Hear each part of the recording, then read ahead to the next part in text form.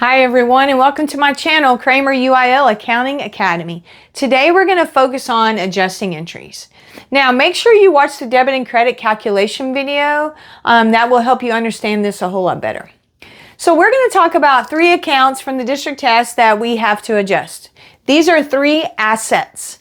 And so instead of keeping track of how many supplies are used up on a daily basis, we just wait till the end of the period, see how much is left, and then we subtract it out to see how much was used up. So let's do supplies first. So we have started out with $12,000 worth of supplies. At the end of the period, we realized there was $4,000 worth of supplies left. So when you subtract, that gives you $8,000. So we used up $8,000 worth of supplies.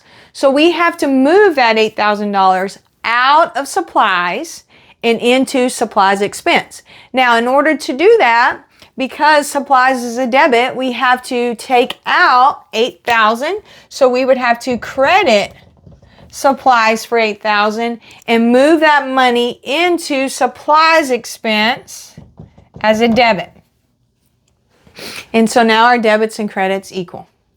Now looking at insurance, same thing. We started out with $3,000.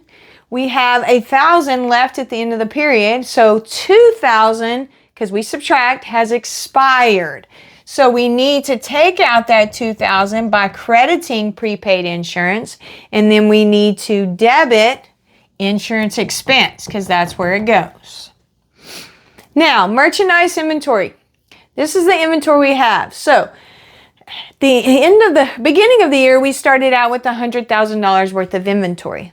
And then at the end of the period, it went down to $76,000. So we've got to make it go down by $24,000.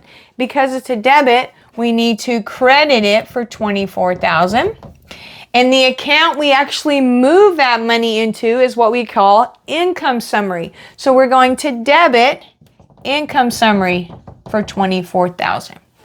Now, the thing about merchandise inventory, it can go up or down. So let's say it goes up $24,000. So at the end of the period, there's now $124,000 sitting in merchandise inventory. To show the difference, to show how that went from here to here, $100,000, $124,000, we now have to debit merchandise inventory for $24,000. So 2 debits equals that. And then we need to credit income summary. So now there's a credit in income summary because we debited merchandise inventory. Debits and credits always have to equal. I hope this was helpful. Make sure you subscribe to my channel and I'll see you next time.